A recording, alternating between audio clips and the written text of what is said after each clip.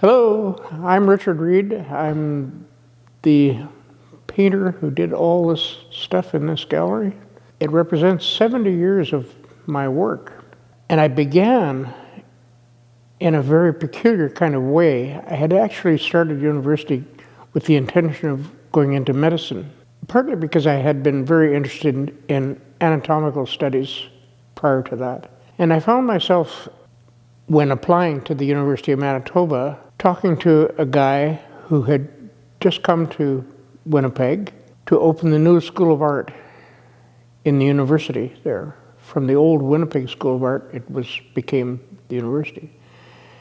And he talked me into coming along and see what they were doing. And without hesitation, that's what happened. I went and I began in a whole new world, because I had no familiarity with art as such at all. I had done architectural drawing and, as I say, an interest in medicine. And then a career appeared of commercial art, I thought. This is how I can earn a living for the rest of my life, doing commercial art, because I seemed to be. But when I got into art school, I suddenly discovered there was a whole other world of art that I didn't know at all. And as a result, I actually changed my program entirely, and it cost me an extra year of university as a result, but it was well worth it. And I began, drawing, painting, the usual stuff, and a particular interest in printmaking, actually. In fact, I got my degree in printmaking and did a lot of printing, of course, while I was in school. What happens, of course, is that as soon as you graduate, you don't have a press. You don't have all that equipment at home. So I did a lot less printmaking later on, and I began to paint. And what a world that became. Whoa. It feels a little strange in a peculiar kind of way. I mean, I've had exhibitions before, never quite this large, never quite this many works. And so in a way, it seems like when you show your work, of course, it seems the natural thing to do. To show it in this space, which has its own history, is, how can I put it? Just very gratifying, I guess. That's actually the only way I can put it. I guess just seeing it up is a kind of reward in itself, Yeah. And what, of course, happens also is that a lot of memories come up. I remember where I was, more or less, when I did certain things. And I suppose that in itself is significant, because many of the pieces, particularly the pieces in this room, were done in Europe when I was living there.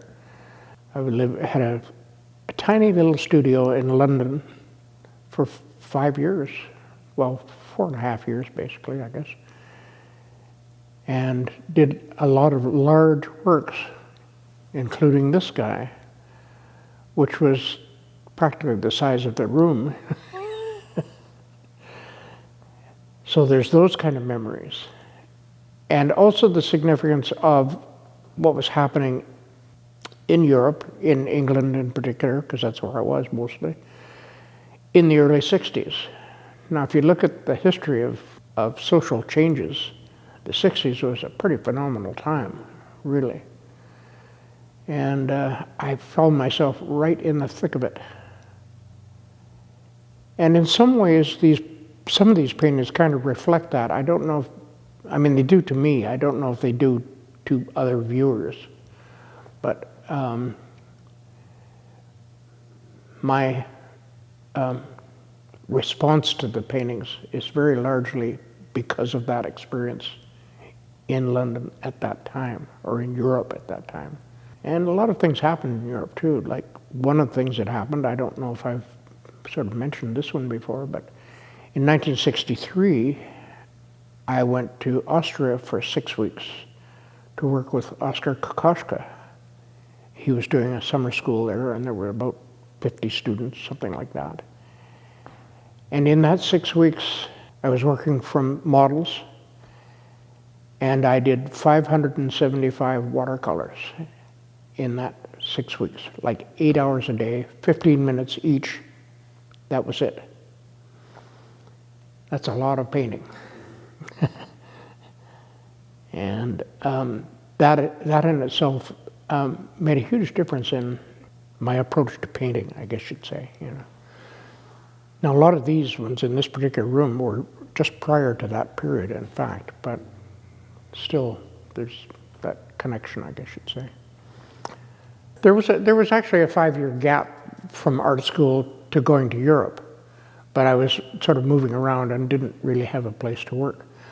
There was one period immediately after art school, though, when I worked in Mexico for 6 months. And that was also kind of an important period. There's none of the works reflected here, but I had a strong interest in Cubism. And when I got to Mexico, I sort of pursued that aspect. And in a way, those paintings led to these ones. Yeah, there is a, well, it's not a leap, but there is a shift. But it's because of that other things could happen. I needed that experience to begin with. And that's kind of how art works, It doesn't all kind of look alike. It goes through things, you discover things, and then you move on, When I was in Spain, I saw the work of El Greco in various churches and museums and so on. And I was strongly impressed by his method of painting, especially his way of painting fabrics. Not so much the figures and the religious aspect of it, but just the way he painted fabric. And that strongly influenced how I actually apply paint. And so there's a shift from Mexico to El Greco, Cubist to El Greco, and then beyond that into how it manifested itself in the way I applied paint, And they're all kind of connected. I mentioned my interest in anatomy right at the beginning, and part of my interest in anatomy was just the nature of the human figure. I mean, it's such a remarkable thing. My interest in going into medicine in the first place was because of that thing that I found absolutely astonishing, was the composition of the human body. Like, what makes it work? How does it do what it does? And of course, my own humanity.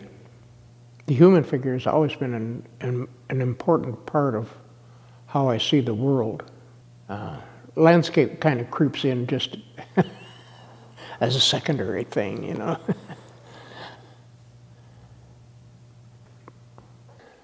But most of these are somewhat relatively recent, I guess you'd say, and some go back a little ways. Some were really quite experimental, where I was kind of like, if you look at those which are very abstract, I guess you'd say, they're really about the nature of paint and mark making, as opposed to the human figure, which seems to be in so many works. And there's also a gradual appearance of landscape in a more obvious way. But I don't have an answer to why. It was just a development, and it's part of the nature of the way I paint, I guess. I just explore, and things happen, and things go wrong sometimes, and well, whatever happens, I think I mentioned that I'm a fairly spontaneous painter. I really don't try to predetermine what it's gonna look like. And I think for me that's very important. The risk of failure, of course, becomes very high when you work that way. And so there are works that are not here. Like, I can think of a couple of pieces that I actually did throw away, but they did lead to something else, because there was an element of well, I'm thinking of one in particular. There was an element of gesture that I was trying to capture. And it led me to do that, even though it didn't work, if you know what I mean. Because a lot of the paintings really have to do with the gesture. I mean, how you actually apply paint. It's not this. I don't tend to paint that way. I paint with my body, not my fingers. And the gesture is kind of important because the marks that result from a strong gesture are much more significant to me than where you're sort of tending to copy what you see or copy what's in your brain or whatever, you know. This is the thing that's working. Even in smaller paintings, you know, it's still about my body, not my brain. Well, these are quite different, as you've noticed. I mean, the figure is not in these at all. They've developed into kind of landscape things probably more than anything. In a way, actually, it's interesting because when I started these, it was after Beverly died. And one of the things that was happening was, how do you express something that's not there? And in a way, these began with that idea, and that's why you see so many empty spaces, those white shapes, and it's like the thing that's not there. Yeah, I was actually trying to define the meaning of something that isn't, as a way of sort of justifying what I was doing, I think. Anyway, that's kind of where I'm going with that. Still working this, more or less in this way, although I seem to be doing a lot of, you see the single tree thing? For some reason, I'm very focused on doing a lot of those, you know, a lot of drawing. It's sort of fascinating, the process, when you're doing it. You never know what's going to happen next, and you don't know where it's going to go. Maybe that's been part of the whole thing for me, is not knowing what the end result is going to be and being fascinated when it gets finished. Which brings up another thing about how does a painting get finished? And my answer is always, I stop just before it's finished. Just that instant before. Otherwise it goes too far. It's a funny way of thinking about it, but I guess there's no end to what you can do in painting too. It's interesting, like every time I make a single mark, I realize it's never been done before. Each mark is absolutely unique, unless it's printed. But you can't pick up a brush and do that twice precisely the same each time. One of the things I'm very aware of is the viewer, and that in fact every viewer comes to a work of art from their own experience, not from my experience. I therefore have no intent to satisfy that person, the viewer, you know. I'm working strictly to my own sensitivity and my own view.